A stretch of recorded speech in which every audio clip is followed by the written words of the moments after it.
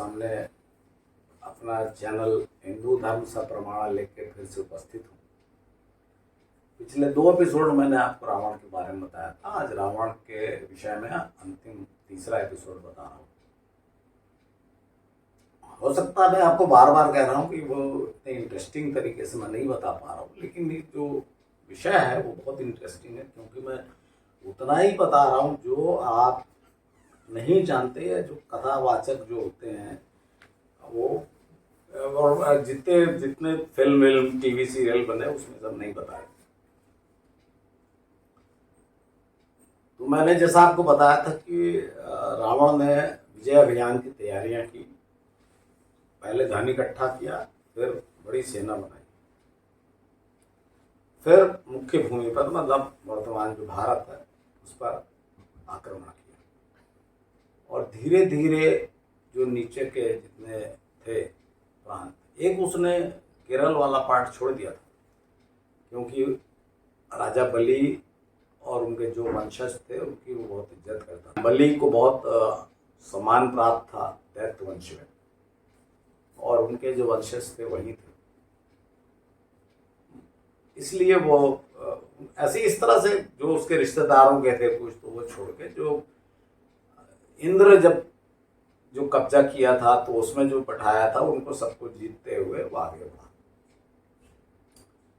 जब आगे बढ़ते हुए कर्नाटक पहुंचा, जो किष्किंधा बाली जहाँ का राजा था, तो उसने बाली, आप ये भी कहानी सुने होंगे ना, कहीं ये रामायण में ही है कि बाली समुद्र तट पे कर रहा था पूजा, इसलिए ललकारा, तो बाली ने उसको अपने बगल में दबा लिया और दौड़ा, तो क्षमा मांगने लगा।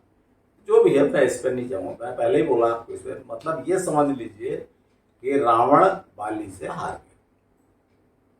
हार गया तो उसने क्षमा मांगी। और जैसा भारत में होता रहा है ना, भारत में भी तो यही होता रहा है कि मोहम्मद गोरी आया, उसको हराया, पृथ्वीराज ने छोड़ दिया, पीछा नहीं किया। फिर वो गोरी ने उतनी बार आक्रमण किया, हारता रहा, लेकिन जब उसने आक्रमण किया, उसने पृथ्वीराज को हराया तो नहीं छोड़ा, आंखें फोड़ दी, वो सब किया। तो ऐसे ही रावण था, सब जगह से मित्रता की दुहाई देकर और वो क्षमा मांग के छूट जाता। चतुराई पूरा, क्योंकि ये चतुराई तो उसको उसके नाना और माता ने सिखाई थी। तो ये ऐसे ही बाली के केस में हुआ। बाली से इसने क्षमा मांगी और बोला कि मैं लंका का राजा हूँ। तो लंका का राजा बड़ी बात होती थी, तो बाली ने भी सोचा कि चलो एक बड़ा राजा मेरा मित्र बन रहा है, ठीक है कोई बात नहीं, उसने छोड़ दिया और दोनों में दोस्ती हो गई। फिर दशानन आगे बढ़ गया, आसपास जीतते लूटते सब करते हुए बहुत ज़्यादा राज्य और बहुत ज़्यादा जनसंख्या तो उसमें रही नहीं होगी, आज के भारत जैसे थोड़ी थे। तो जो छोटे छोटे बीच में राज्य पड़े उनको लूटते हुए वो आगे बढ़ा। जब आगे बढ़ा तो वो समझ लीजिए कि पहुंचा अयोध्या, या अयोध्या पहले पहुंचा, या माहिष्मती नर्मदा के तट पर पहुंचा, समझिए। नर्मदा के तट पहले तो जो आप लोग जब जो महेश्वर गए होंगे, जो प्रसिद्ध तीर्थ नगरी है, और जहाँ पे महारानी अहिल्याबाई होलकर जहाँ से अपना मालवा का राज्य चलाती थी, उसी को उसका नाम माहिष्मती है, माहेश्वर का। तो वहाँ जब जाएंगे तो उस मतलब शहर से बाहर, मेरे ख्याल से 10-15 किलोमीटर दूर, 10 किलोमीटर दूर वो स्थान है जिसे सहस्त्रधारा कहा जाता है। और वहाँ कोई इम्पोर्टेंस नहीं, कुछ भी नहीं है, सिर्फ वो नदी उथली होकर पत्थरों के बीच में से ऐसा बह रही है। सहस्त्रधारा एक छोटा सा बोर्ड लिखा है, कोई ऐसा वहाँ कोई बड़ा वर्णन करने वाला या बड़ा टूरिस्ट स्पॉट नहीं है वो। मैं गया वहाँ, तो वहाँ पूछने पर पता लगा कि भाई यहीं से रावण को शस्त्रार्जुन बांध के ले गए। तो वो कहानी इस प्रकार से है कि शस्त्रार्जुन, इसका वर्णन पहले भी आया, अगर आपको याद होगा तो, ये परशुराम जी के केस में। यही सहस्त्रार्जुन था जिसने परशुराम जी के पिता जमदग्नि ऋषि को उनका वध कर दिया था।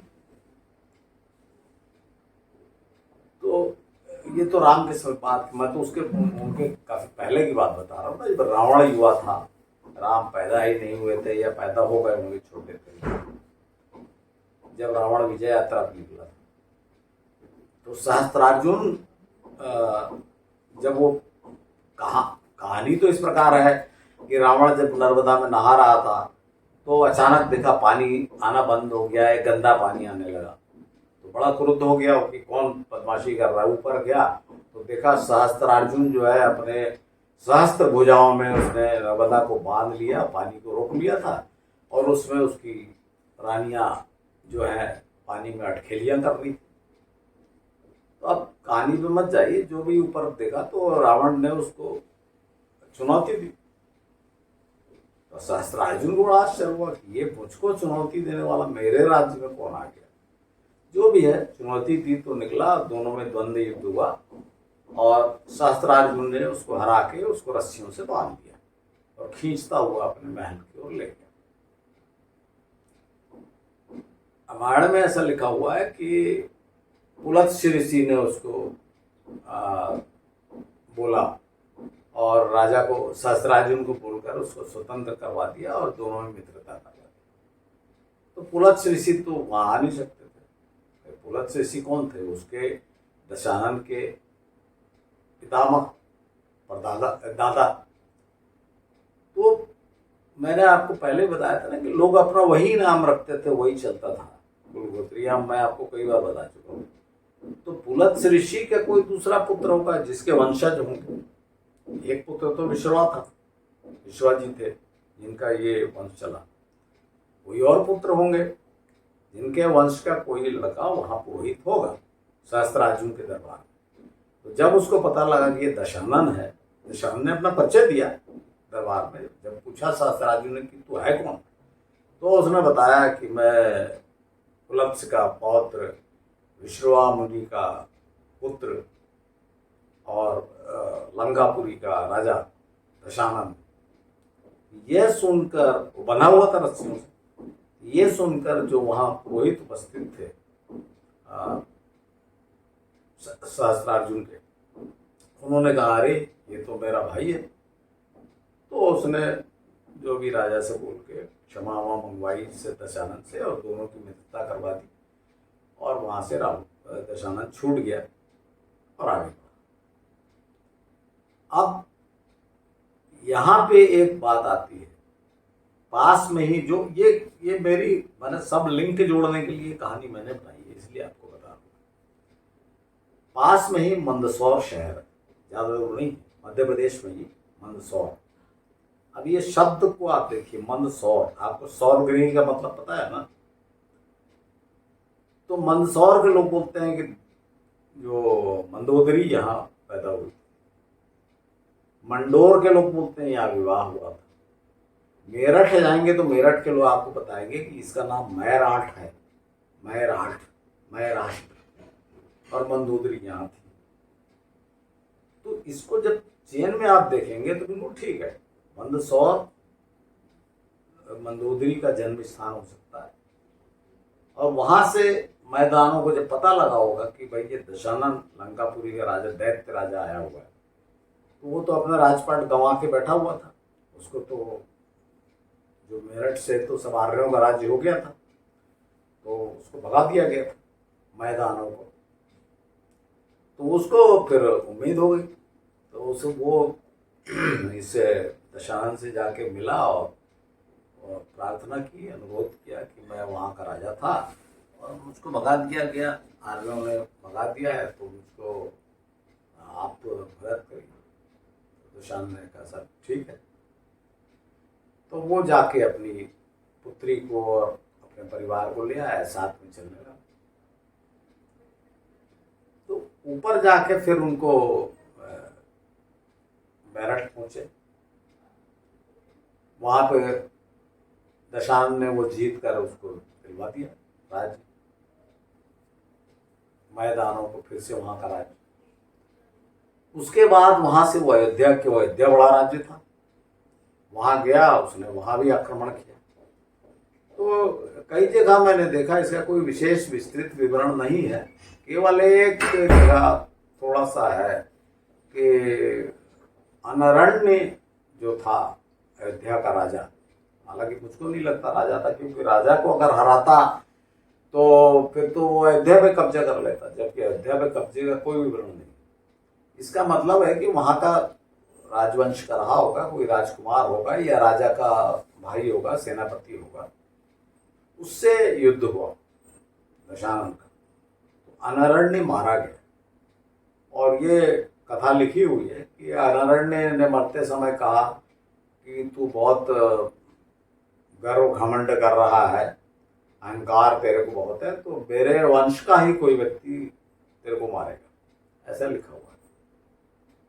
तो इसमें छोड़िए क्या लिखा है, तो इससे ये पता चलता है कि अनरण्य जो अयोध्या था, लेकिन उसमें वर्णन नहीं। इसका मतलब हो सकता है दशानन ने सोचा हो कि जब इतना प्रबल प्रतिरोध किया तो आगे तो वही बड़ा, या देखा हो अयोध्यापुरी को बाहर से, ये तो जबरदस्त किलेबंदी है, तो उसने हो सकता है इरादा छोड़ दिया और आगे बढ़ गया। उसके बाद वो गया राजस्थान, उधर सब जीता वीता।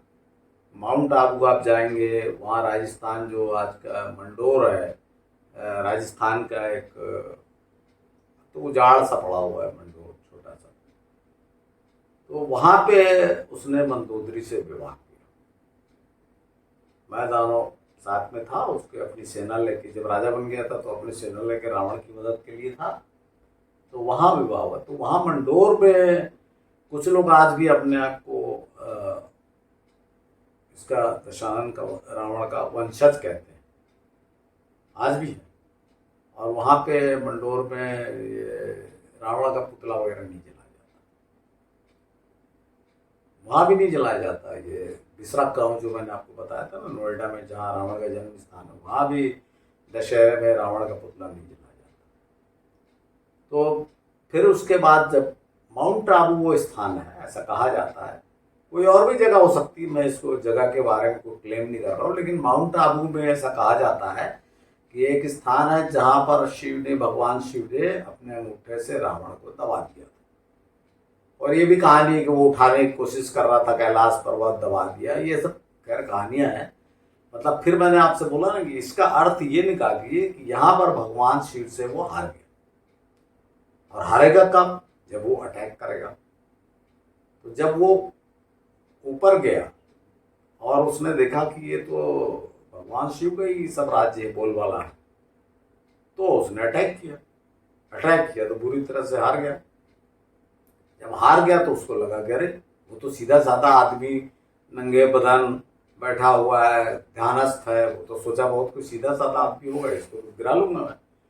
जब इतनी बुरी तरह से मार खाई तो उसको अकल आ गई और उसने वो उनको भक्त हो गया।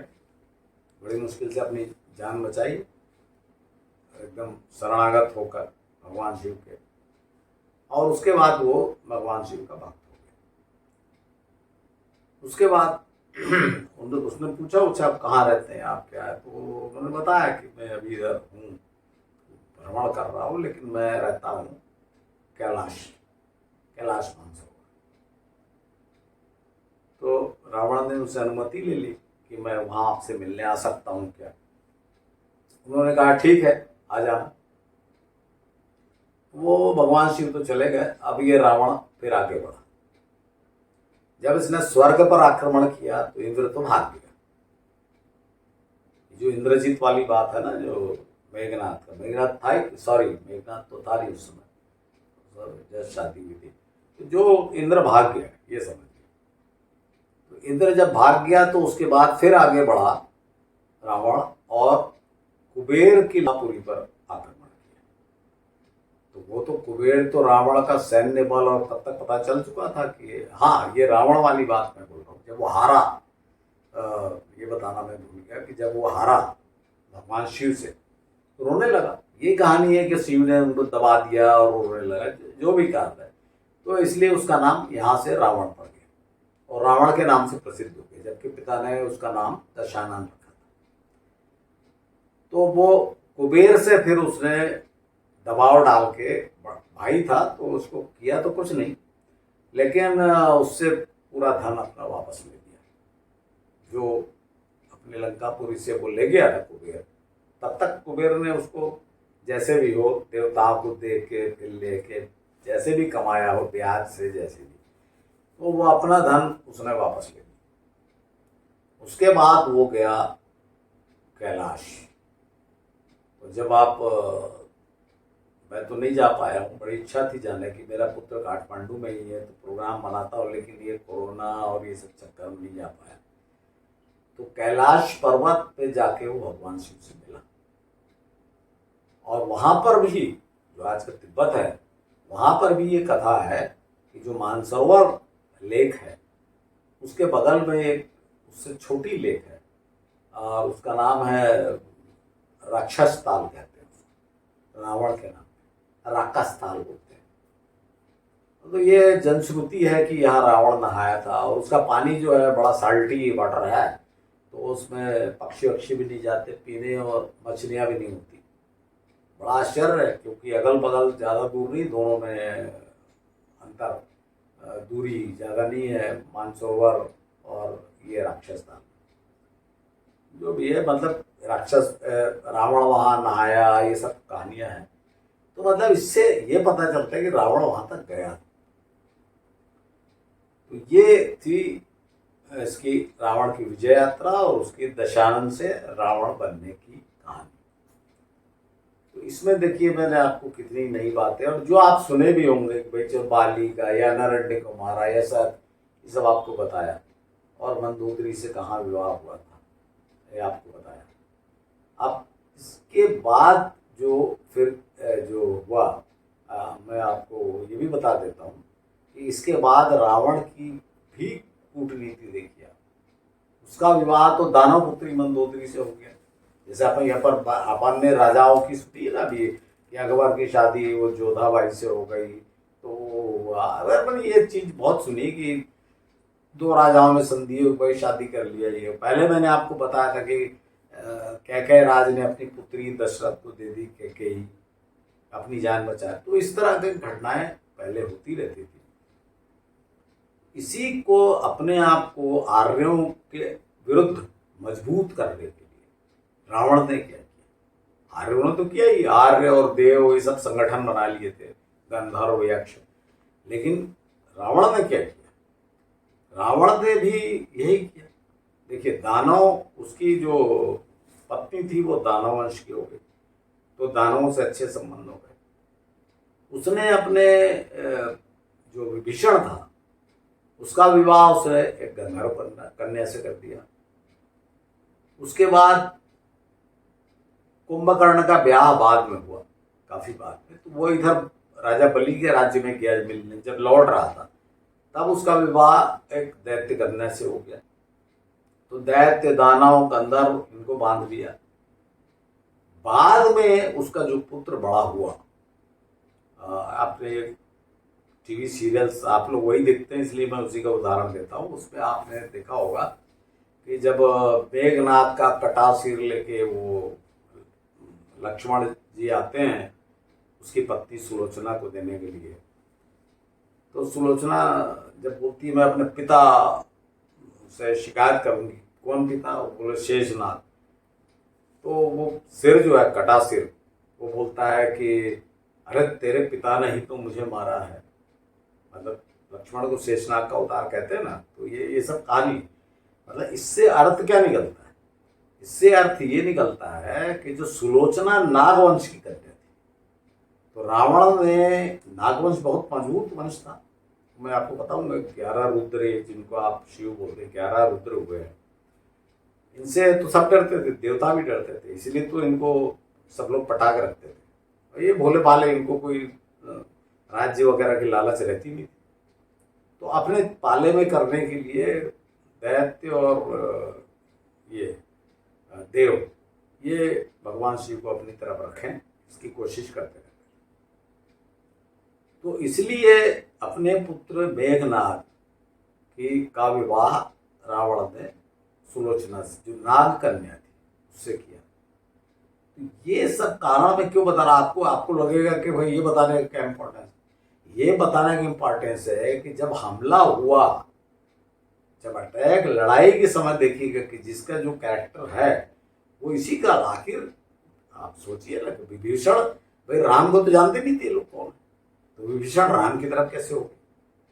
त्रिजटा जो थी वो विभीषण की पुत्री थी, वो सीता की देखभाल कैसे? ये कारण है सब माताओं का प्रभाव, जो आप जानते ही हैं कि पुत्र पुत्री के तो बचपन में माता का संस्कार तो माता ही देती। तो आशा है आप इसको, हो सकता है मैं उतना क्लैरिटी से, और कितनी क्लैरिटी से आप समझा भी नहीं सकता ना, क्योंकि कोई बहुत लिखा हुआ तो नहीं है, बहुत सी चीज़ तो समझने की है। फिर कोई आप बोलेंगे प्रमाण लाओ, तो भाई मैं जितने प्रमाण अवेलेबल है तो मैं आपको बता दिया कि जो मंडोर में है, जो मंदसौर वाले बोलते हैं, जो मेरठ वाले बोलते हैं, तो आपको प्रमाण बताया। और जो ये विवाह के बारे में बता रहा हूँ, ये तो आप बताया ना आपको, ये तो आप खुद ही टीवी सीरियल और फिल्मों में देखते हो, यहाँ सुलोचना नाग कन्या थी। यही प्रमाण जो है इनको जोड़कर लिंक करके कहानी बनती है। उसमें जो सामने आता है वो कोई धर्म वर्म ज्यादा नहीं है, वो ये पॉलिटिक्स है, ये कूटनीति, रणनीति, जिसको बाद में भगवान कृष्ण के समय समझा गया, वो तो राम के समय भी देखिए। और राम और रावण दोनों लगा रहे, दोनों पॉलिटिक्स और ये सब चल रहा है। ये इस बात की ओर मैं आपका ध्यान दिला रहा हूँ, ये भारत में शुरू से चला है, कोई चाणक्य के समय नहीं शुरू हुआ। ये तो राज्य जैसी बना, राजा बने तो ये कूटनीति और राजनीति ये सब शुरू हो गई। ये राम के समय मैंने आपको बताया, रावण के भी देख लीजिए। तो अब अगले अंक से हम फिर से, अब ये मैंने आपको रावण के बारे में 3 एपिसोड बता दिया, अब अगले अंक से हम फिर ये बताएंगे, देखेंगे कि रावण सीता हरण के लिए क्यों मजबूर हुआ। ये बात है, जो आपको हो सकता है आश्चर्य हो रहा हो कि मजबूर, हाँ मैं आपको बता रहा हूँ कि रावण मजबूर हुआ। रावण बिल्कुल इस झंझट में नहीं पड़ना चाहता। कैसे, ये आप अगले